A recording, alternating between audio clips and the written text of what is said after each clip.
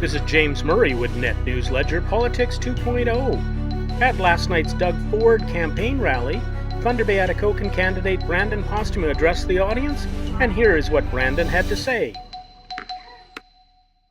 As most of you know, my name is Brandon Postuma. I was born and raised in Thunder Bay, and I am the candidate for Thunder Bay Atikokan. I love the area we live in, and what I mostly love about this area is the potential we have. This area has unbelievable potential. But for too long, this cloud of uncertainty has kind of lingered above us. We never know what's going to happen next. We always have this feeling like we're waiting for something to happen. Right now, families are struggling. We see young people struggling to find employment. We see young families struggling to get by. And most importantly right now, what I hear the most when I'm knocking on doors is senior poverty. This is something that's really plaguing our area right now. We do need change. When I'm knocking on doors, that's the one thing I hear from people. We need change and we need it now. And this is one of the reasons why I'm doing this. People always ask me, why do you want to be a politician? Why would you ever want to do this? Put yourself out there. Be part of this whole process. And I always tell people that I've been working with communities most of my life. I do volunteering. I've been the riding president for the association for a couple of years. And just hearing what I'm hearing, I can't tell you how important it is for me that we actually get something done to bring change to the north. I'm going to tell you just a quick little story, and this is something that someone told me a couple weeks ago, and it's really stuck with me. It really sums up the things that I'm hearing when I'm knocking on doors, when I'm talking to people, and it's about this elderly man. He gave me a call a couple weeks ago, and being riding president and now the candidate, I get these calls all day, every day.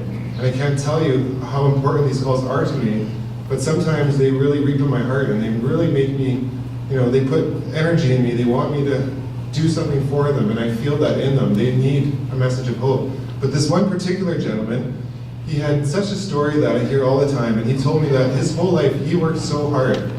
He worked in industry, he had a dangerous job. Unfortunately for him and his family, he was injured in that job. So he had no choice but to take disability. And at that time, his wife went out to work, they had children, and she found a minimum wage job.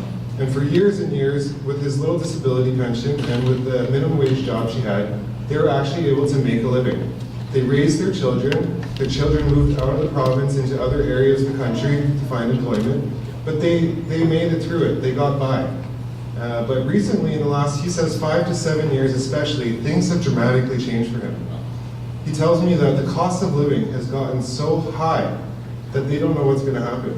He tells me that his fridge is often empty because they can't afford to buy groceries in the way that they would want to, and when they do buy groceries, they're not buying healthy food. People should never, ever have to choose between heating their home and buying groceries for their family. Here, here.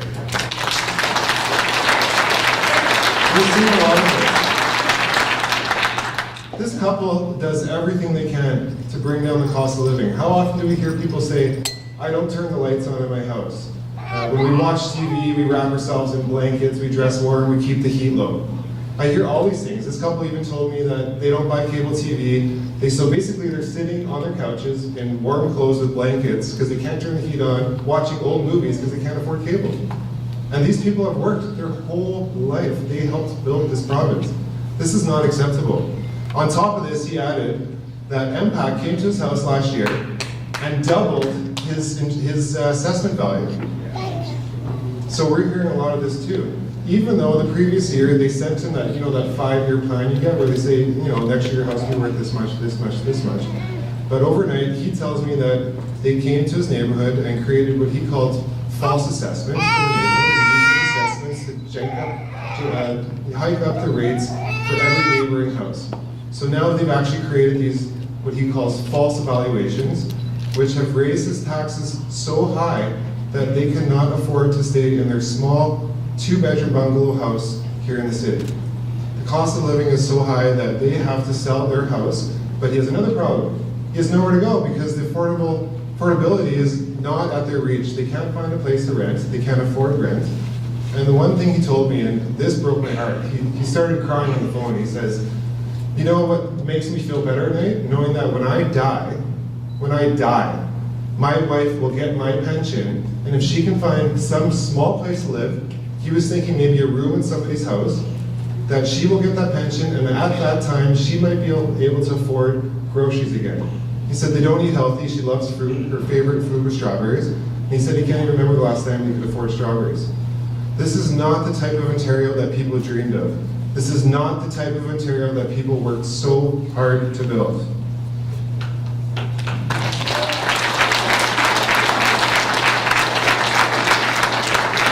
We can do better, and we have to do better. We need to be fiscally responsible so we can be socially responsible, and that starts with economic growth. We want to be our brother's keepers, we want to be our sister's keepers, we want to care for each other, but we can't do that without the economic growth that we so desperately need. I don't know if anyone remembers, does anyone here remember when they used to refer to, this is even before my time, but Thunder Bay was the Chicago of the North? Who here knows what the population of Chicago is? Within the city limits is 3 million. What's the city of population, the population in Thunder Bay? 100,000. Just over. We haven't seen growth in 40 years. Enough is enough.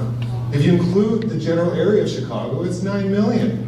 And at one point, we were supposed to be that city. We were supposed to become that. But that potential was never happened. Nothing ever happened with that.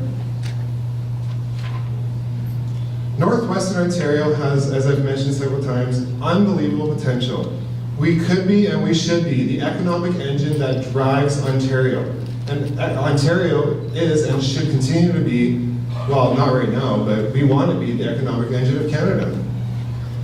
To make this happen, we need strong voices at Queen's Park that are going to tell leaders in Toronto what we want. We do not want to be dictated to. But in part of that, we also need leaders that are going to listen to us. We are going to have an incredible team. We already have an incredible team. It's just getting better and better by the day with more people like you joining us by the hour. It's great to see, and thank you so much to everyone. But with our incredible team, we're going to find experts in every field that are going to help us build policy specific to the North. And I know you're going to hear Doug speak a little bit more about that. That's something we truly feel very strongly about. We're different in the North. Everyone up here knows we are. This isn't Southern Ontario. This is Northwestern Ontario. And in Thunder Bay, in this area, we know we're different. And that's one thing I love about Doug Ford. His ears are open, his eyes are open, and he's willing to listen to everything we say. When I call him, when I meet with him, he listens to me. It's great, it's very refreshing. And I'm so excited that he's going to be Premier one day, and we're actually going to have an open ear at Queen's Park listening to what we want in the North.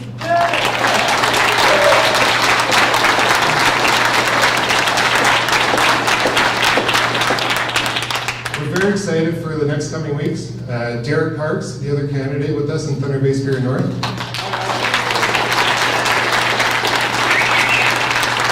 We're very excited to be representatives at Queen's Park, especially under our leader, Doug Ford, because together we know that we will actually make things happen. Talk is cheap, but together we will make things happen. I'm so excited to see you all here today. Please spread the message that hope is on the way and help us make that happen.